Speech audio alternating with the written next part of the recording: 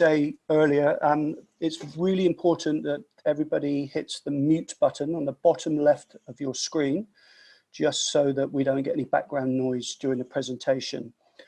Sian is a key member of our WSA team, and any questions that you have, what we're suggesting is if we could do that via the chat system at the end of the presentation. If you want to fire them through, I'm keeping a record of them and can ask Sian at the end.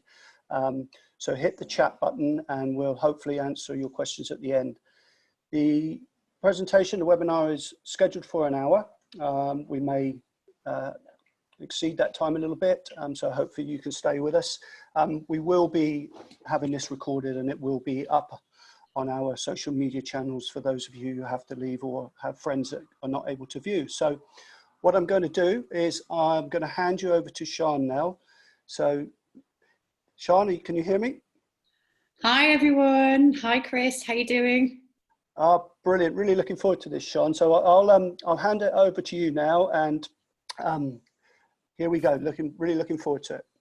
Brilliant. Hi everybody, I hope you're all keeping well during this challenging time, and I was really delighted that WSA asked me to fill your Friday evening with some inspiration to get you completely psyched, so when we can get out on the water, hopefully this will inspire you to take on your own adventure.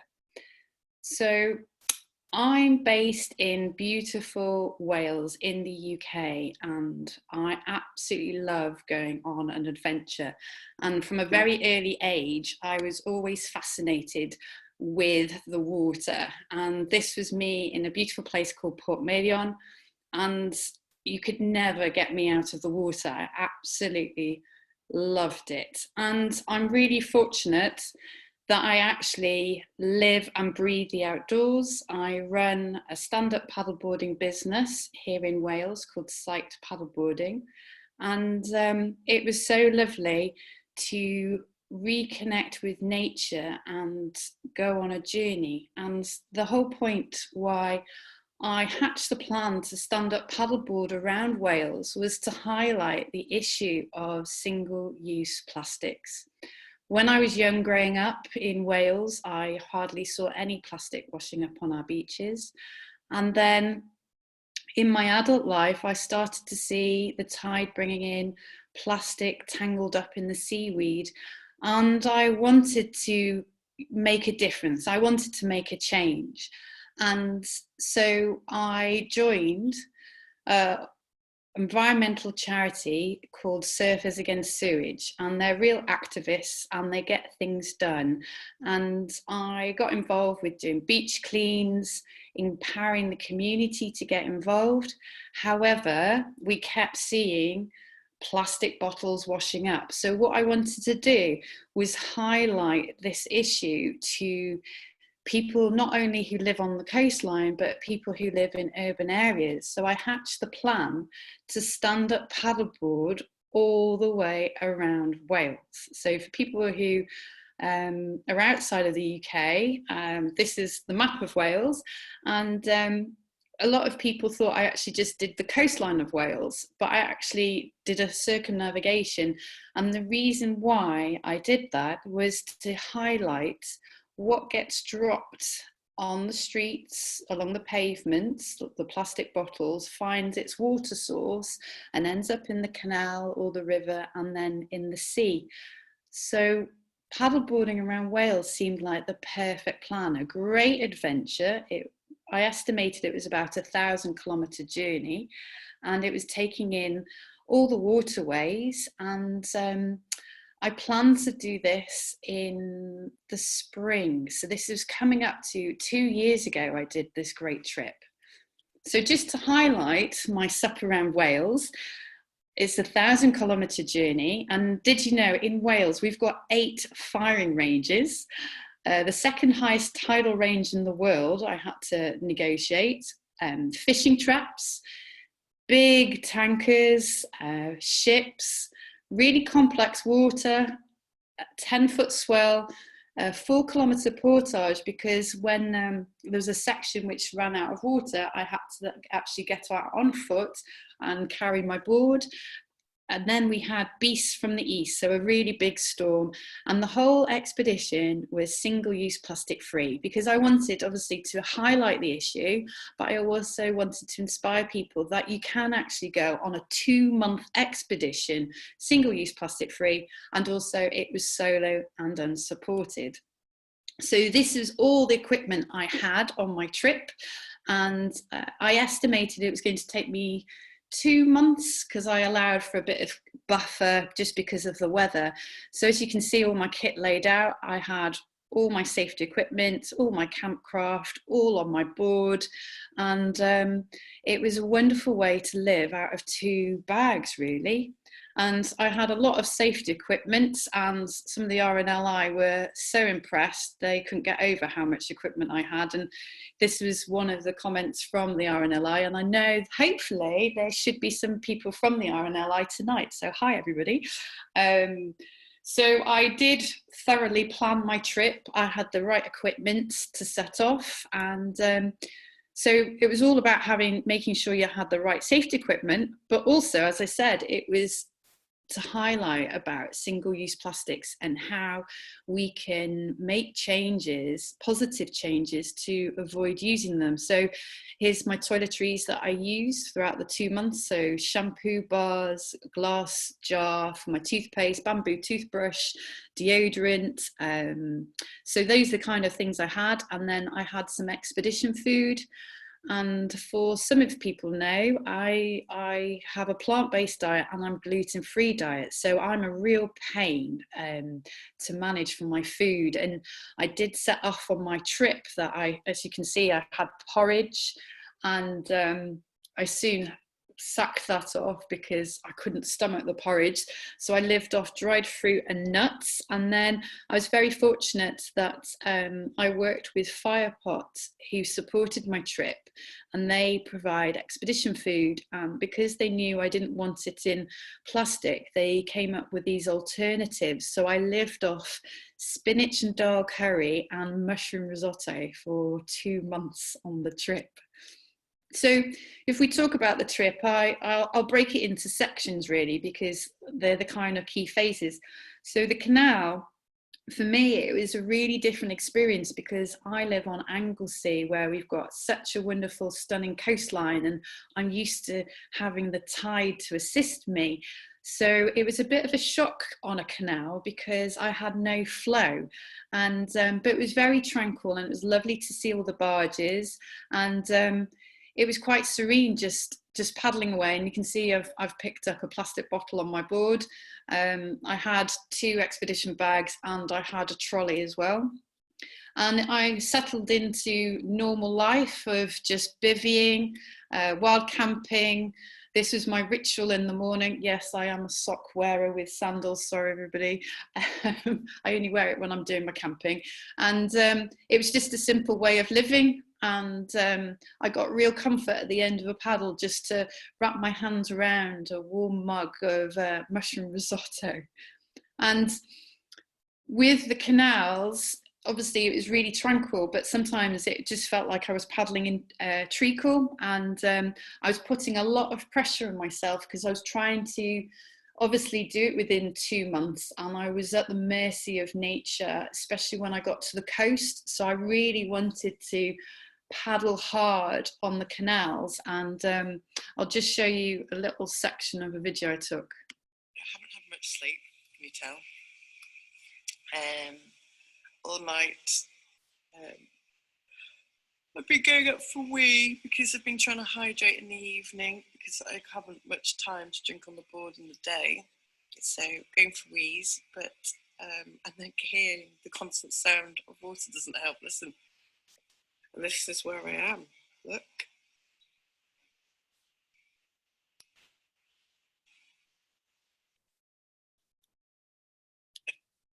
So that night, I really put a lot of pressure on myself, and as you can see, that I wasn't great with my body. That I was paddling hard in the day and not really stopping to drink much water, and then hydrate in the evening, and then obviously that scuppered my plans because then I had an interrupted night's sleep. And But then I then focused back on, you know, take the pressure off of, you know, doing record breaking times. It was all about raising awareness about single-use plastics.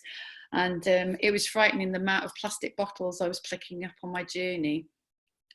Along with the canals, this picture looks really serene, doesn't it? It looks really lovely. And it was a highlight at first of doing the portages where you unload your bags and walk around the locks. However, the novelty started to wear off. As you can see, it was taking a pounding on my hands.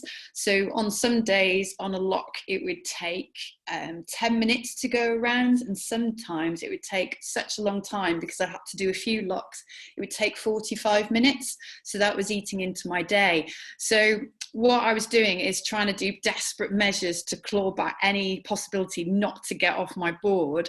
So this is me. You can't quite see, but I am actually squeezing through a gap of a footbridge just because I just didn't want to do a portage.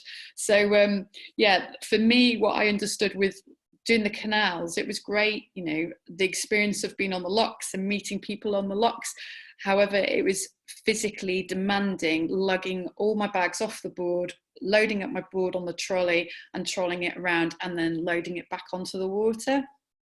However, I was very grateful because where I was sort of near Llangollen, a friend would come and see me in the night, and bless her, it was so lovely to have support to just carry my board back to a camp spot. And funny enough, that night it actually snowed, and it just shows you the conditions which we had in the spring in the UK.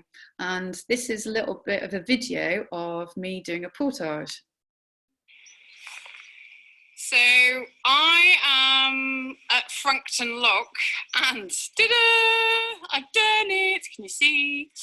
So it's called the staircase, 4 locks. So I had to do portage, can you see my board?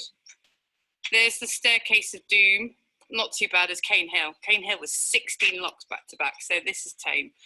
But it's quite hard being on your own. Don't worry, I'm not asking for sympathy.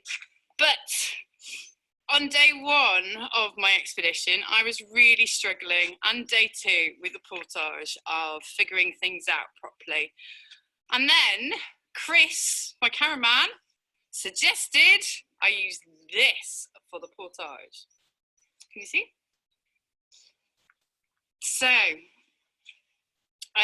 what happens is this goes underneath the fin, so then I can pull the fin, sorry starboard, I know you're not supposed to do it, but emergency, and drag on the trolley the board. The trolley's holding it well, thank you Mr. Seatug, but this has been the saviour. So yeah, it's a nice bit of equipment, which was a handy one because it was a bit of a slog. So you can see my board loaded up, and with the canal there was a 4-kilometre portage. So I got funny looks from farmers with their big tractors coming past because I was nowhere near the water, and they were baffled to see this weird board on a trolley with all my bags, and I did look bedraggled, and but it worked well, the trolley system, and I strapped everything up and it was fine. And I walked along the country roads and then into some fields, and then I was fortunate to get to the river. And with the river, it was a different transition. There was more people about, and however, I found on the river a lot more plastic washing up on the side. The river was in flood. We had a lot of rain, so it was flowing like stonk, and it was great for me because I could pick up some time.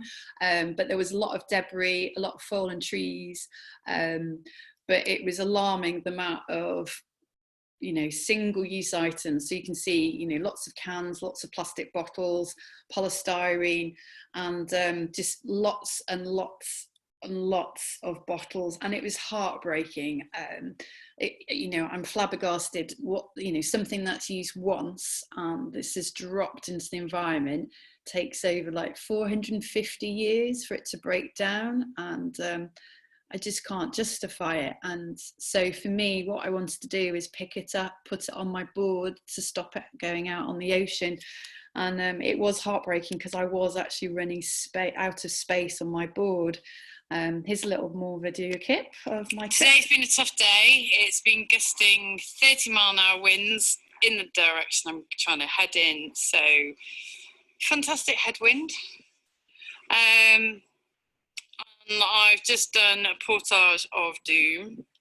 It wasn't too bad actually, but it's a hard slog. I don't know if you can see, there's the lock. And just going to have a break because I'm done in. And can you see that bag there? That whole bag, that yellow one, is full of plastic bottles I've collected within about 5 minutes. And it's bigger than my expedition bag. How worrying is that? My expedition bag is for 2 months. That yellow bag has just been 2 minutes of a clean along the river. Sorry, I'm really absolutely done in.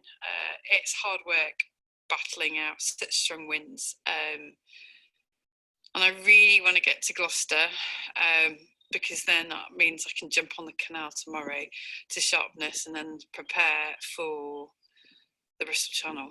But I am done in and I need to eat.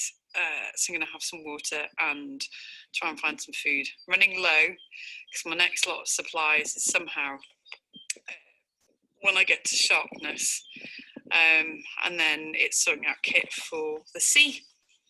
But yeah, I just wanted you to see that it's full of all the plastic I collected today. Within about 2 minutes.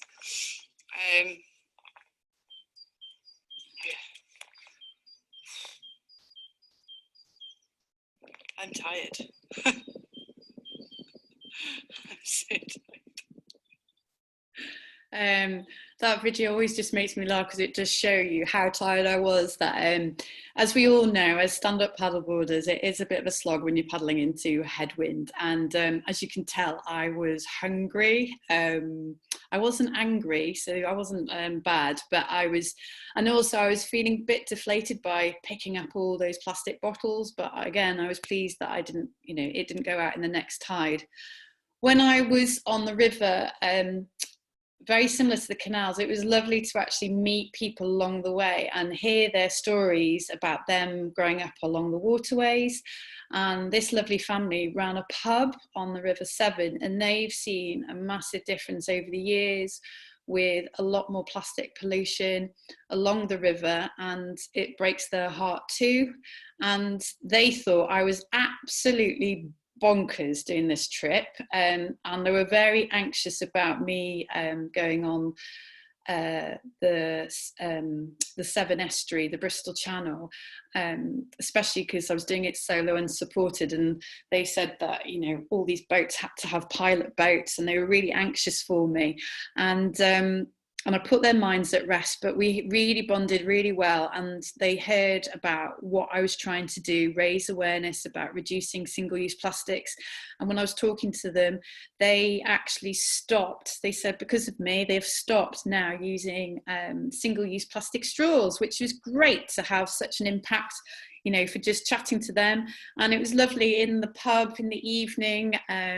These great guys heard about my trip. I think I was known as the crazy paddleboarder, and they all came and they gave me money from my charities to the RNLI, Surfers Against Sewage, and the North Wales Wildlife Trust. And they were fascinated to hear about what I experienced already on the way and what I had planned. And again, they were all a bit anxious about me going on to the Bristol Channel, the Severn Estuary, and they were trying to give me some top tips, and they just thought I was completely bonkers. But it was a real joy in the evenings when I got off the water that I was able to meet people and just to find out more about them living in their area and what they thought about single-use plastics, and it was great fun. So the next part of the stage was the sea, and the sea element was the one thing which I was really apprehensive about, I'd say. As you all know, as paddleboarders, we are at the mercy of Mother Nature, and we need to be respectful of her. And on the canal, for me, it didn't make much difference with strong wind. Obviously, I found it harder, but I could still get out and paddle. And even on the river, it was fine for me. However, with the sea, obviously, we have to consider the wind and the tide and a lot of planning. And quite a lot of my friends had paddled, sea kayaked on the Severn estuary. And to be honest, they made me a little bit jittery, because some of them said, "Oh, Sian, do you want to be escorted?" And I was like, well, no, I've done my research and I know what I'm doing. And I spoke to the search and rescue on the Severn, and they provided me with a 2-page document of all the dangers of it. And I went to see them and said how I was mitigating the risks. And I said to them, look, I know what I'm doing. I've trained, I've paddleboarded for a while. I live on Anglesey. And for people who don't know, Anglesea's got a wonderful coastline, and we've got the classic Menai Strait, and it's complex water, and it can be challenging in conditions, and you have to time it right. So I said to the guys, look, I know what I'm doing. I train on the Menai Strait, thinking I'd get some credit for that. And they just turned to me and said, yeah, the Menai Strait is a pussycat compared to this. So obviously my heart fluttered a little bit. And so with the Severn, it's got the second highest tidal range in the world. It's got big ships, tankers. It's got 2 firing ranges, and it's got fishing traps as well. So it was all critical about the timings, and I had to wait 5 days for me to jump on the water, because I had to have good conditions. And I had a plan of A to Z of where I could get off, and it was all dependent of where I could get on how much water there would be, because obviously it drains quite a lot. So there was a lot of elements with this to make sure I timed it right. And you can see the sheer scale of it. And it was very dramatic to do it, really dramatic. And as I said, there was 2 firing ranges. So let me just play you a short clip. Here on the estuary for the River Severn.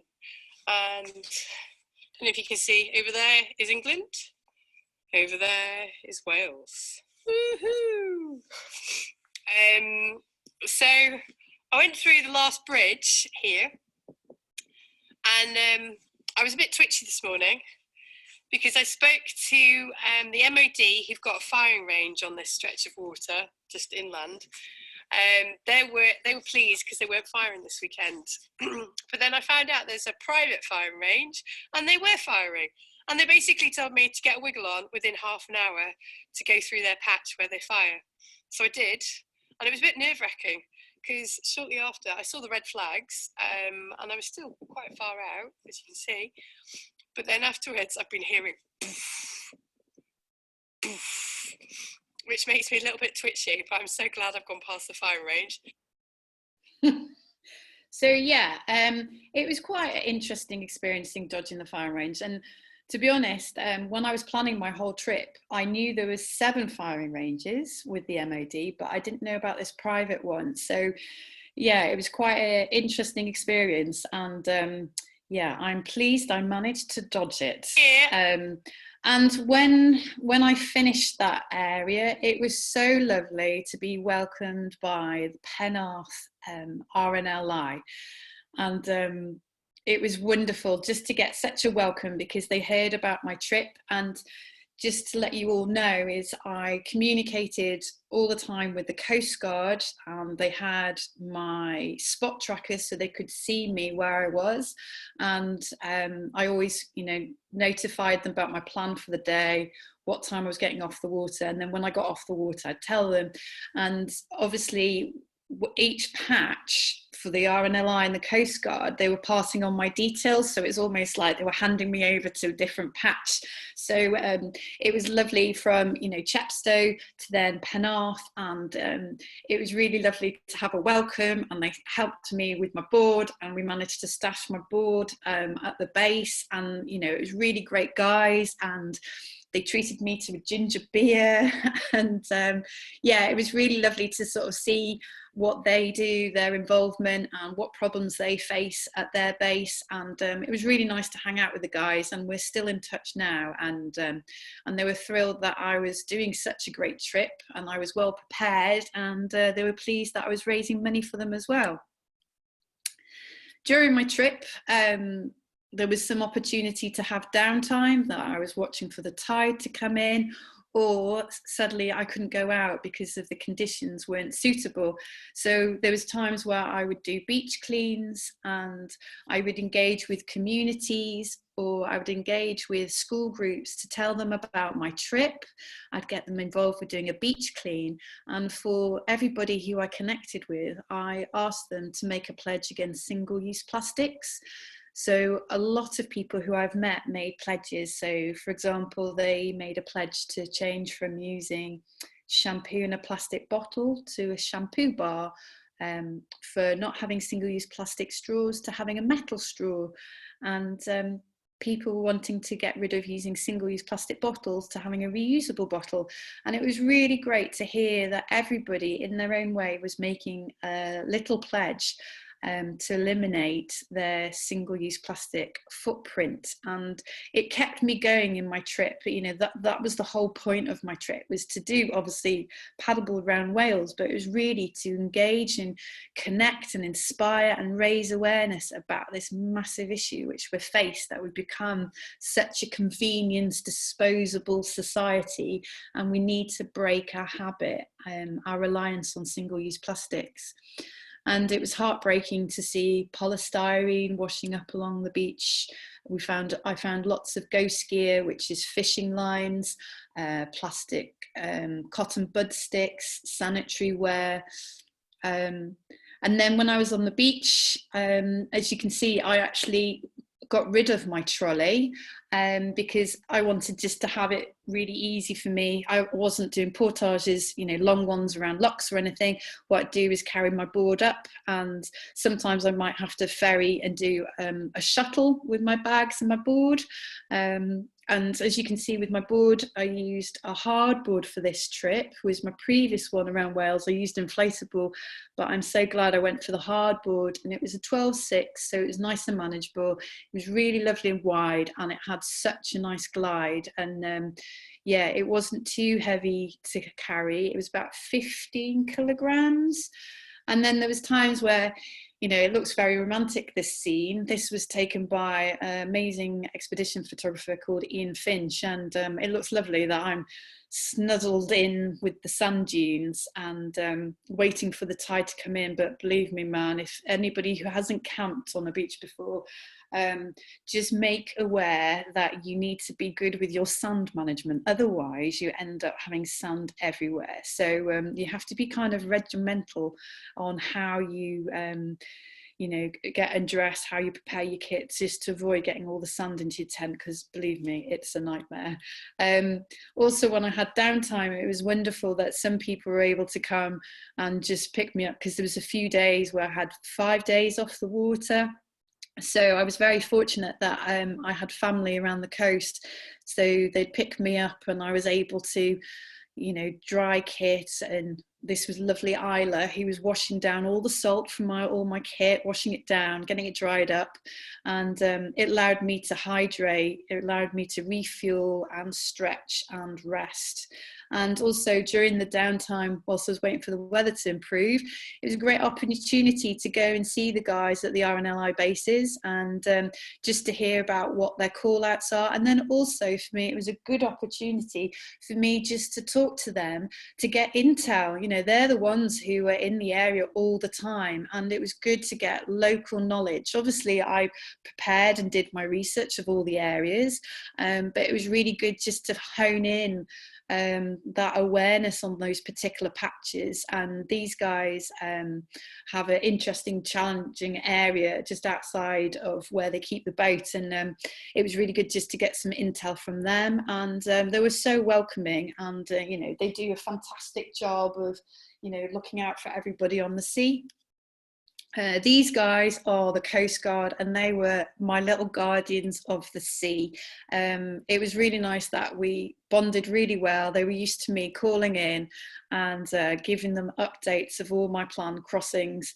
I can remember there was one time where I was crossing from St Bride's Bay, and it's for people who don't know it, it's a bit of a crossing, and I wanted to just go straight across, and I didn't want to go all the way around because it was just eating into time, and I had good visibility, but there was loads of tankers. There was probably about 6 tankers, which is quite intimidating for, you know, a little old paddleboarder bobbing around on the sea. And I got in contact with them and said, look, you know, I really want to go straight across. And they were like, really? So they spoke about it internally, and they said, okay, say this on the comms, and then if that doesn't work, say this on the comms. So they were giving me a briefing of what to do with the tankers. And I said, okay, so what happens if the tanker is still coming towards me? What do I do? And they said, just pull out your flare. So I decided to cross, and I was in constant contact with them. And when I called them just to say I got across the bay, they were very relieved and happy I made it. And yeah, it was a really good experience, just to see these huge tankers. Luckily they weren't moving, and it was a wonderful opportunity. I saw puffins and I saw seals, and it was a lovely experience. But yeah, these guys were absolutely superb, and as I said, they were the guardians of the sea for me. And for some of you guys, you might recognize Big Andy here. So he is part of WSA trainers. He is an awesome guy, and he's based in Newquay. So we hadn't met, but I heard all about him, and he wanted to jump on the water to join me when I was on his patch. And he promised me that I would see loads of dolphins, and I love dolphins. And every time you see his social media, you know, you see dolphins doing backflips in the photographs, having fun. And so he was like, yeah, Sian, I will let you see the dolphins. So he's like the dolphin whisperer. So I was expecting this full like display of these dolphins, and I think I only saw a couple, not even with him. And apparently when I left his patch afterwards, they all came out to play. So I think he's got the gift of enticing the dolphins to come out and play. But it was really nice for him to come and join me on the water, and it was just lovely to hear about what he's doing in Newquay. And it's a beautiful area of the world. And yeah, I was really fortunate that on my trip, obviously I set out for it to be solo and supported, and I had no idea what I was going to take on board. You know, for me, I'm really happy being on the water. You know, it's my happy place. I absolutely love it. But it was a real unknown being a female on expedition, and especially camping in rural and urban areas. And I had no problems at all. And I think that, you know, the biggest gift which I got from this whole trip was the tremendous support, the encouragement from all the people I met on the way, and we've remained friends ever since. And you know, they heard about me doing this trip and they wanted to come and support. They helped. There was one time where I needed to be off the water for a few days because of conditions, and they put me up, a friend of a friend. They just came and met me, and they brought me chocolate vegan brownies, which was single-use plastic free. They were waving Welsh flags on the headlands for encouragement, and I really bonded with everybody. And yeah, the absolute kindness was incredible, and it restored my faith, I guess, because, you know, in the media everybody paints it as doom and gloom, but you know what, it was so lovely just to lead a simple expedition life and to be surrounded by such lovely people who had appreciation for the water, for the nature, and they wanted just to support me, and they were absolutely great. And yeah, I've made really great friends, and I'm looking forward after lockdown to go and connect with them and take them out paddleboarding. Also, during my trip, there wasn't always calm times. This is me preparing to launch. I was always a bit apprehensive about surf landing and launching, just because with my board heavily laden with a lot of kit, you had to make sure it's strapped down. Sometimes there was like rocky landings, so you have to put a helmet on, or you're worried about the board hitting you in the head. So I was always a bit apprehensive with the surf. And then in terms of comfort, it was so lovely that, you know, obviously I was living off mushroom risotto and spinach and dal curry, but it was so nice that somebody, this was Ian Finch, who brought me some chips, no polystyrene, it's not wrapped in polystyrene, so he's well briefed, but blimey, they did taste good. There was also some really challenging conditions. So this is my good friend Ben, and we got up really early, and you can't see, but the Coast Guard are further up the steps, and I had to launch really early because of the tides, and it was a spring tide as well, and it was all about critical of trying to jump on my board before the waves brought the board back into the railings and into the rocks. So it was quite an interesting one. And when I jumped on this board, all I had in the back of my mind was there's like a big coolant tower in the middle of the water, and I've heard about seals being pinned against them, so I had to like go past this big coolant tower like gingerly just to avoid it. But yeah, it was so exhilarating, like, you know, launching when there was a full moon on a spring tide. And that day I think I smashed out 70 kilometers. And then for me, you know, this is what I love, is being on an expedition, just me and the ocean, and you just immerse yourself with nature. You really connect with the water, and, you know, feeling the sun on your face, and you get into the rhythm of the tide and the ocean, and you just soften to it. And that's one of the joys about stand-up paddleboarding, isn't it? Is that you use your whole body, and you're complementing the water with it. And it was just those wonderful moments. And re-looking at these slides, I so want to get back out onto the water, and I can't wait for when we can after lockdown. I'll just play you this short little video. So I want you to have a look at this. Look, the sun is shining, and the water is sparkling. It is so magical. And I've seen a porpoise, which has been brilliant. Lots of jellyfish and fish leaping out the water. So I'm making my way over to Abersall, and over that way, I can't even remember, Shell Island. And I'd probably say I'm halfway across, maybe a little bit more. It is absolutely stunning, and the backdrop with the mountains behind me is breathtaking, and I'm so proud to be Welsh, and I'm so happy that I left my job in London to come back home to just do this. This is what it's all about. Just floating about on my board with no one else. It's amazing. Absolutely loving it. I just don't want it to end. I really don't. It makes me laugh, because actually that day it was so funny. Like, I only planned to go a short journey, and, you know, with your paddleboarding, you always plan A to Z. And that day I ended up doing, I think, another 70k, and the Coast Guard was like, what's stopping you? Keep cracking on. It's just because conditions were so good, and I just crossed the bay and I kept on going because I knew I had to get to another location.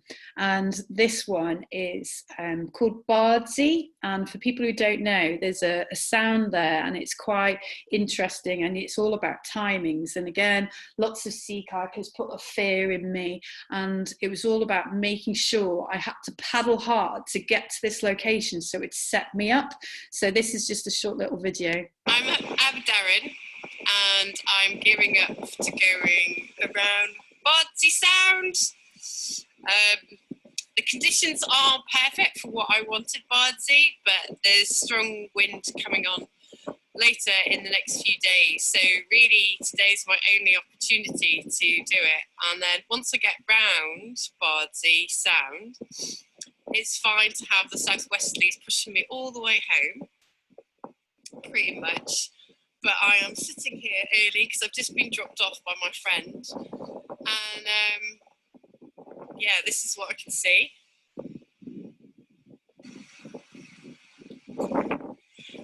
So the forecast is gusting 25-mile-an-hour winds. It is going to drop. I've got good visibility, which is good. And yeah, it's just now trying to do it. Actually, the visibility did drop a little bit going around the sound, but it was a wonderful experience, very magical, and I've got a big strong family connection to Bardsey, so it's pretty special doing that. But you can see how hesitant and anxious I was, just because it was all about making sure about my timing to get it right. And I was delighted I did it, and I was then back on my patch on Anglesey, and it was lovely. My dog Ruby came to see me, and obviously I hadn't seen her for 2 months, so it was wonderful for her to see me and have a beautiful welcome. But I couldn't stop, I had to carry on, and this is a little short video of my patch where I camped. Last night I had a bivvy, don't know if you can see down there, and look at that. Beautiful sunrise. It's just coming up to 6 o'clock, and over there, I don't know if you can see, no, over, where is it? Over there is Puffin Island, but also there's the Great Orme. So I'm going to try and attempt to do about, maybe it'll be about 35 kilometre crossing over there. I just have to see what the conditions are like, but it's the best conditions which is forecasted. Early start, and fingers crossed I can get across to Llandudno, and then I'm nearly home. But yeah, so this is, let me just show you if I can. I'll turn it upside down. So making some breakfast, sorting out my kit, and that's where I slept last night. And it's nice and warm, and I had the full moon as my constant light, so I didn't have to use my head torch. It was absolutely beautiful, really magical. Just keen to get on the water now and just see what it brings, but wishing me luck, okay, because it's going to be a big one. So with that one, it ended up changing. I couldn't do what I wanted to do, which was fine, because we have to adapt with the conditions, how we're feeling, and you just have to read the water. Obviously you look at the forecast, but that can change, as you all know. So it's about adapting your plans and being flexible and not being hard on yourself. So let me just show you another little clip. I can't stop grinning. So I've crossed over from Mulver way, making my way to Puffin, well, Penmorn, and see what the conditions are looking like for going over to the Great Orme. It is quite windy, and I don't want to end up in the Isle of Man, because then I'll have to go around Britain then, won't I? I so want to go around Britain. It would be amazing to do, and if I could have that time off, I would have done it in a heartbeat. It was amazing. So this was me now gearing up to finishing, and this was my last night.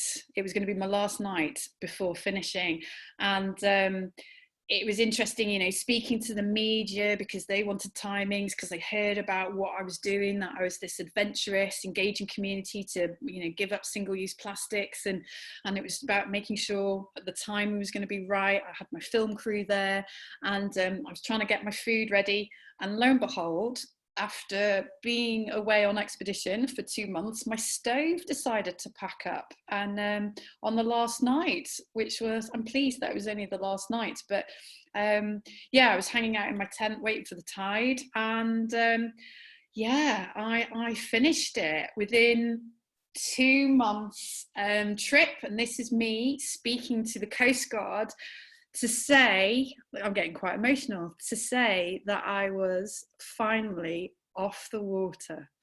And they were cheering me on. They couldn't get over it. They were so happy for me, because obviously we've built up a really good relationship with them, and it was just incredible just to mark that such achievement that I did it. 2 months expedition, the biggest trip I've ever done, and it was remarkable. And I'd say, you know, the person who set off 2 months prior was totally different to the person who came back then. And I felt so good and felt so strong. I just wanted to carry on.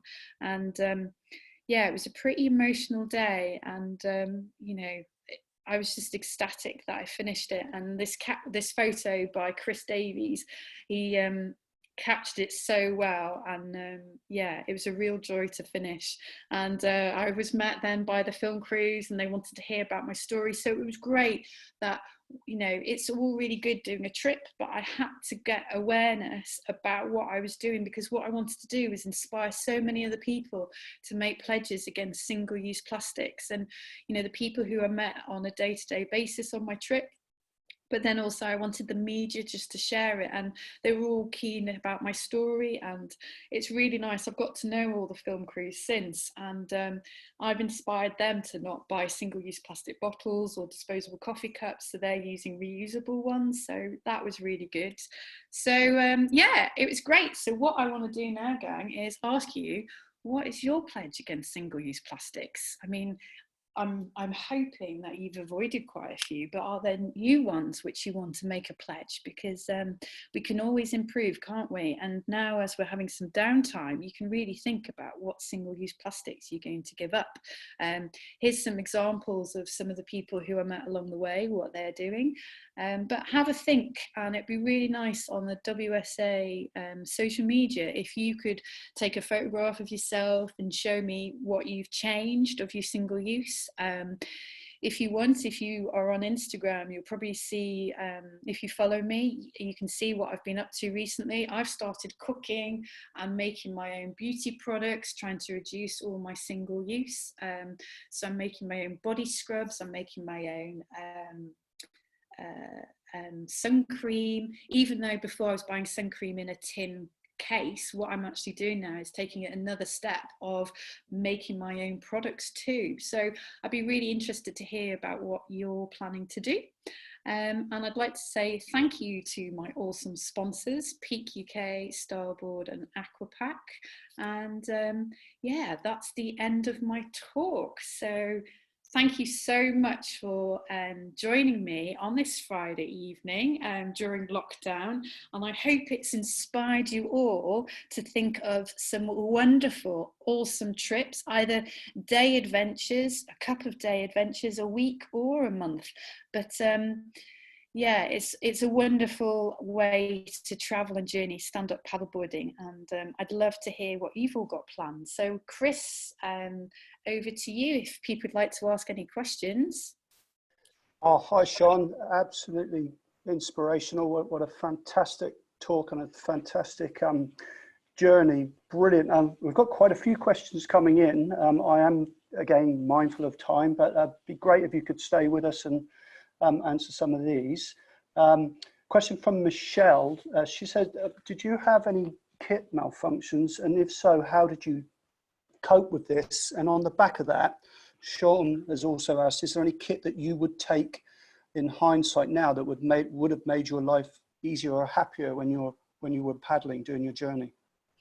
Good questions, both. The one thing which I did, one of my fins came off, and I managed to get, because I carried a spare one, but there was some issue with it. So luckily, Matt from SUP, he sorted me out with a fin. And then in terms of what other kit I'd take or change, to be honest, I did a lot of prep work before. I tested out the equipment before in challenging conditions, and I think I probably overpacked at the beginning of my trip.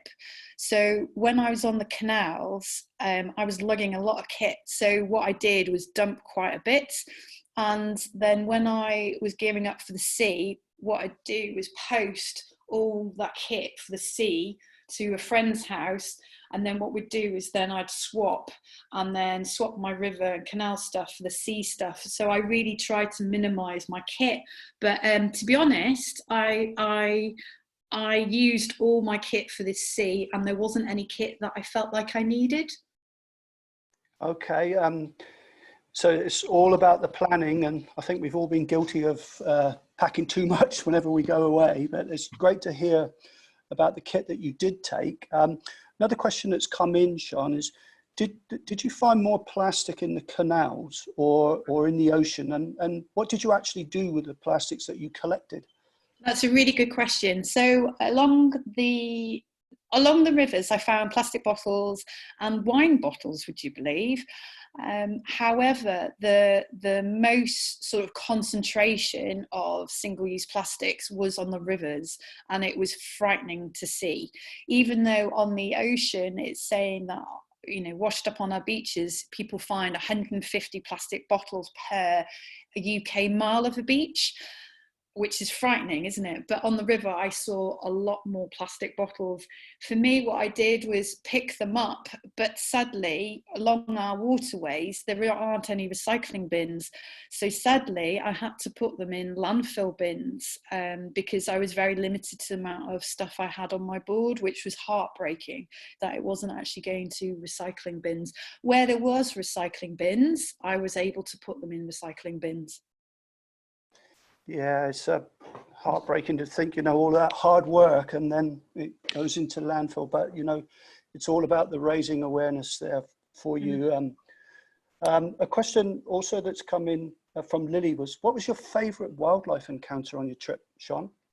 Oh, I'd have to say, seeing the dolphins were really spectacular. And Andy and Chris, you need to show me some more dolphins. But it was wonderful to just sit and watch them in the bay, just darting out of the water, the dolphins. And I loved that.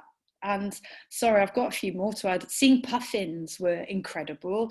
But there was one point in my trip where it was just a magical moment. I was on a spring tide, on a tidal race, on Anglesey, and the sun was setting. There was sun just beaming down, and it was all golden, and literally I saw 5 porpoises darting out of the water towards me, and it was just absolutely incredible. And for me, it felt very humbling to share that water with them, and that's why I want to do my utmost best to protect them. That's an awesome experience. On the flip side of that, Joe's asking, what was the scariest moment? And whatever you were listening to on your phone, what was it that may have helped, and how did you power your phones? What was the scariest moment? I think the scariest moment was, I would say the scariest moment was the firing range, because to be honest, I was confirming times with them and they put the phone down on me. And I was like, you know, flipping heck, do I go for it or not? Because he said I've got half an hour to get a wriggle on, and you know, the red flags were flying, and I told the Coast Guard what I was doing. I told everybody on the comms, and my heart was pounding, and I had to get a wiggle on. And then as soon as I crossed, you know, hearing that, you know, pounding, you know, that sound of being fired into the sea, you know, that was a really close shave, to be honest, and that was quite scary. And then the one funny thing, which I haven't told many people, is that when I go past the ports, you always get in contact with the port authority saying that you're crossing through the ports, and everybody, you know, it's been fine, going, crack on, Sian, that's fine, we're watching you, just crack on, no, nothing's coming in, nothing's going out. And there's twice I was doing some port crossings, and big ships were coming in, and you could actually see people on these big tankers, and that was quite interesting experience. But because they're huge, but luckily, you know, I was fine. But it does get your heart racing. But you know, a lot of people have been talking about expeditions where it's really epic in a bad way. And, you know, some people said, did you cry? And for me, I never cried because it was a real joy being out on the water. And I think, you know, I'm one of these sensible ones where I plan and plan and plan, and I mitigate as everything as possible. So nothing phases me, and I have got an A to Z. And everything is just well planned and thought out. So I never had any sort of, you know, desperate moments where I was in tears or it was, you know, horrific, because I planned it all carefully. Yeah, one of the questions, Sean, well, there's a couple of questions on that topic of planning coming in. How long did you actually spend planning your trip?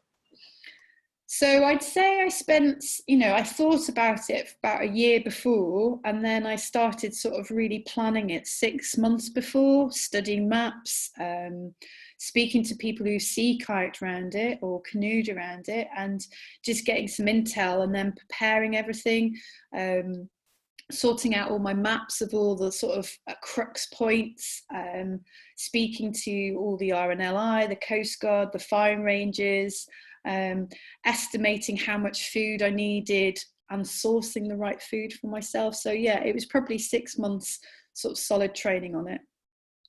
I wanted to ask you actually, have you eaten spinach and dal curry since? Into a secret. No, I haven't. Quite understandable. Neil is asking, Neil's based in Pembrokeshire, and he's saying that the Pembrokeshire County Council charge a fortune for the ships to dump their rubbish, hence they dump it for free out at sea, or some do. Is there any way to lobby the council so we could encourage cheaper rubbish removal, and because that would obviously make quite a big difference? Oh gosh, Neil, thanks for raising awareness. This is shocking to hear. And if you can try and get in contact with me via WSA, it'll be great to connect with you. I'm working quite closely with the Welsh Government about getting legislation into Wales and enforcing a zero waste policy. And obviously that's catered for Wales. And I'd be really keen to talk with you on what we can do to try and to encourage people not to do it, because that is absolutely frightening and that needs to stop. Yeah, absolutely. Just 2 or 3 more, Sian, if you can bear with us. So we've got quite a lot of questions coming in, so I apologise if I can't get around to asking you all of them. Sorry guys that I've overrun. I got too excited about talking about my trip, sorry. No, it's absolutely inspirational, it's brilliant. Mark said that he paddled across England on a 5-day coast to coast, but he had huge issues in the rivers with weeds growing up, and sometimes had to actually walk 1 to 2K around those. Did you ever encounter any issues like that? I feel your pain. That sounds horrific. No, I was quite fortunate because when I was paddling on the river, it was in flood. So, you know, that was fine. I had, you know, tree debris, which I had to be mindful of. And then the canals was fine. And then on the coast, my tactic on the coast was going from headland to headlands. So I was quite far out to sea. And, you know, I did a big open crossing of 45 kilometers. But I didn't get snarled up with any sort of debris like what you've encountered. And I'm really sorry that you had to do that. Bless you. You said at one point, Sian, that with the tankers approaching you quite fast, you had to get a wiggle on, which I can fully understand. Susie's asking, did you develop any injuries during the trip due to repetitive nature of paddling or carrying your gear? And if so, how did you deal or manage with those? That's a really good question. And I think we all a bit mindful now. I mean, gosh, in my 20s, I thought I was invincible, that I didn't need to stretch and I'm fine. But during my trip, because I had some down days because of the weather, I used that opportunity to stretch. And it's so important to do so. There were times on the trip that, you know, on the canals, I was feeling it, like with carrying heavy kit. But I got into the, you know, to the swing of it, into the use of it. And then on the sea, there were times where I had to paddle on one side for 10 hours because it was a side wind and then a crosswind, and then I had to, luckily the next day, paddle on the other side for 10 hours. So I equaled myself out. But if anybody's interested, my film crew are finishing up the edit of my trip around Wales. So this is a flavour of my trip around Wales, what I've done tonight, but you can watch the full film, and I'm in the process of writing a book. But when you look back at the film, if you look at my paddling technique, I'm so embarrassed by it because it was shocking looking at it 2 years ago, and I've changed now, and you know, I'm amazed I didn't have any injuries at all on the trip. And I think the reason why is because I stretched and I looked after myself when I got off the water. Yeah, it's really key. I mean, technique is massively important. We've just slightly off subject. We've got a fantastic webinar coming up next Friday with Mr. Steve West, and all about paddling techniques. So we would encourage everyone to dial into that one. Lovely little question from Finn, age 10. He'd like to know, did you fall in much? Is that Finn, who I know back in Wales? I wonder if it is. I know a Finn. No, would you believe I didn't fall in? 1,000 kilometres, I didn't fall in. Wow. I know. On 10-foot swell, it was amazing. Didn't fall in. That's pretty impressive. I don't think there's many people that would not be experiencing the water in some way, falling in on a journey like yours. So thank you ever so much, Sian. It's wonderful to hear your story and the campaigns that you are fighting for, the single-use plastic. It's so inspirational, and we really look forward to seeing you. Well, actually, when is your film likely to be out, and your book?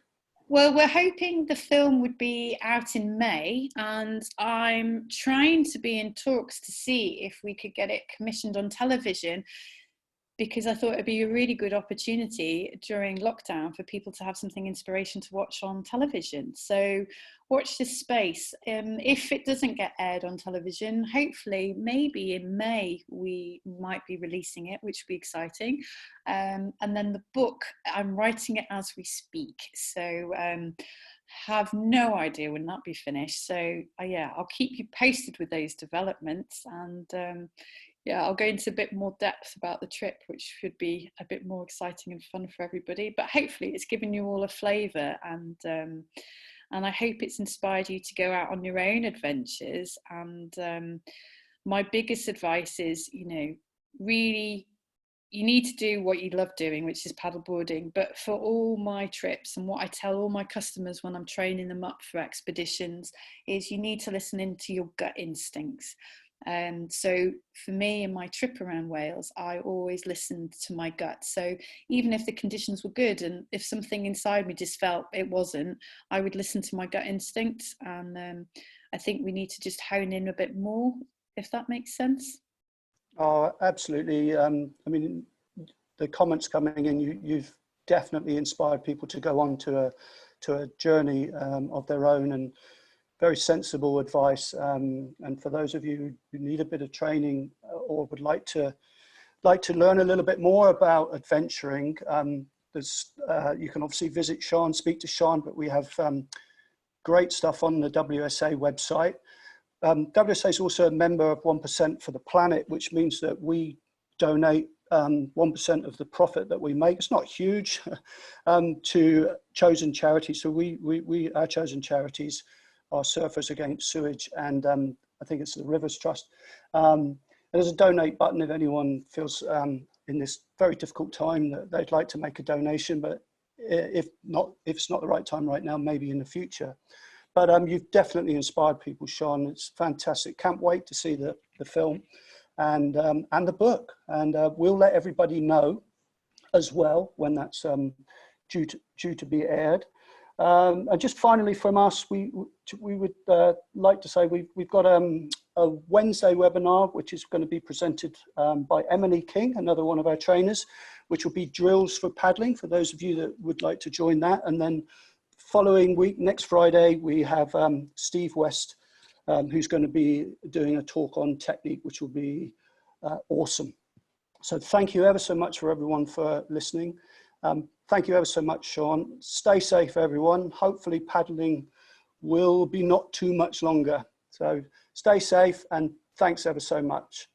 Thanks, everybody. Stay safe. Take care. Nasta.